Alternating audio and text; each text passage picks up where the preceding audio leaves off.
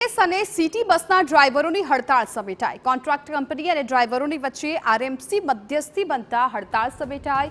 ટૂંક સમયમાં પગારની ફિક્સ તારીખ નક્કી કરવાની બાંહેધરી આપતા હડતાળ સમેટાઈ છે। રાજકોટ મહાનગરપાલિકા દ્વારા સંચાલિત બીઆરટીએસ બસ સેવા અને ઇલેક્ટ્રિક સિટી બસ સેવા છે તે આજે તેના ડ્રાઈવરો હડતાલ પર છે। આપને હું દ્રશ્યો બતાવવા માંગીશ કે રાજકોટના આ ડેપોના દ્રશ્યો છે કે જ્યાં વહેલી સવારથી જે 75 જેટલી બસો છે તેના ડ્રાઈવરો છે તે હડતાલ પર ઉતર્યા છે અને અહીં જે બસ છે તેના થપ્પા લાગી ગયા છે। આ ડ્રાઈવરોની માંગ છે કે જે પગાર છે તે પગાર અનિયમિત રીતે આપવામાં આવી રહ્યો છે અને જેને લઈને તેઓ જે હડતાલ પર ઉતર્યા છે। જે રાજકોટ મહાનગરપાલિકાનું તંત્ર હોય કે કોન્ટ્રાક્ટર કંપની હોય તે એકબીજા પર જવાબદારીઓની ફેંકાફેંકી કરી રહ્યા છે અને જેને કારણે ભોગ છે તે ડ્રાઈવરો બની રહ્યા છે। આપણી સાથે ડ્રાઈવરો છે, આપણે તેની સાથે વાત કરીશું કે શું તેઓનો પ્રશ્ન છે, શું કહેશો આપ, શું પ્રશ્ન છે ને શું માંગ છે? મારું નામ હિતેશભાઈ કે કારિયા।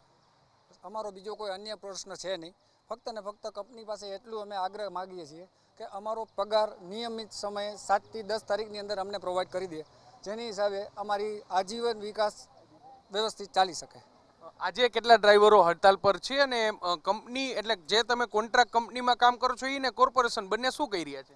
કોર્પોરેશનને તો અમે અત્યારે વચ્ચે બોલી ન શકીએ, પણ અમે અમારી કંપની સાથે આર્ગ્યુમેન્ટ કરી શકીએ ને ડાયરેક્ટ અમે એની સાથે પણ ન કરી શકીએ। અમે અમારા જે અધિકારી હોય કે સુપરવાઇઝર હોય એની સાથે અમે વાતચીત ચર્ચા કરી શકીએ કે અમને ફક્ત ને ફક્ત 7 થી 10 દરમિયાન અમને અમારી સેલેરી મળી જાય, બસ અમને એટલું પ્રોવાઈડ કરીએ। એ લોકોને હજી ઉપરથી ફેસ્ટિફિક જવાબ મળ્યો નથી, જેને કારણે હજી અમે સવારે 7 વાગ્યાથી આ રીતે તમામ ડ્રાઈવરો સિટી બસના 110 થી 20 ડ્રાઈવરો અહીંયા ડેપો પર રાબેતા મુજબ ડ્યુટીના ટાઈમ ટેબલ મુજબ બધા હાજર છીએ।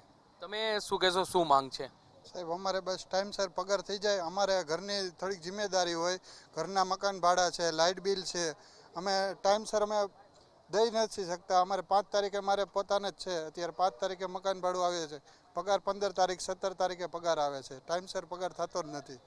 4-6 મહિનાથી આ પ્રોબ્લેમ છે જ તે, ક્યારેક એકાદો મહિનો એવો હોય છે કે ટાઈમે આવ્યો હોય છે, બાકી 4-6 મહિનાથી ટાઈમે નથી આવ્યો। સ્પષ્ટપણે એટલે જે તમામ જે એસટી બસના ડ્રાઈવરો છે તે કહી રહ્યા છે કે પગાર છે તે અનિયમિત રીતે આવે છે, ક્યારેક 5 તારીખે પગાર આવે છે તો ક્યારેક 20 તારીખે પગાર આવે છે અને તેની અનિયમિતતાના કારણે જ તેઓને પોતાના ઘર ખર્ચ માટે, પોતાના જીવન નિર્વાહ માટે ભારે હાલાકી છે તે પડી રહી છે।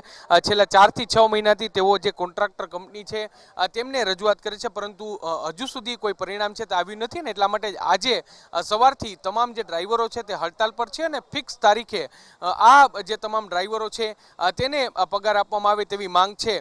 7 વાગ્યાથી અત્યારે જે 11 વાગ્યા જેટલો સમય થયો છે, એટલે કે 4 કલાકથી જે બીઆરટીએસ રૂટ અને સાથે સાથે જે ઇલેક્ટ્રિક સિટી બસ સેવા છે તે બંધ હોવાને કારણે મુસાફરોને ભારે હાલાકી છે તે પડી રહી છે। રાજકોટ મહાનગરપાલિકાનું તંત્ર હોય કે કોન્ટ્રાક્ટર કંપની હોય, આ બંને એકબીજા પર જવાબદારીની ફેંકાફેંકી કરી રહ્યા છે ને તેને કારણે લોકોને ભારે હાલાકી પડી રહી છે। કેમેરા પર્સન ભાવેશ લશ્કરી સાથે મોહિત ભટ્ટ, TV9 રાજકોટ।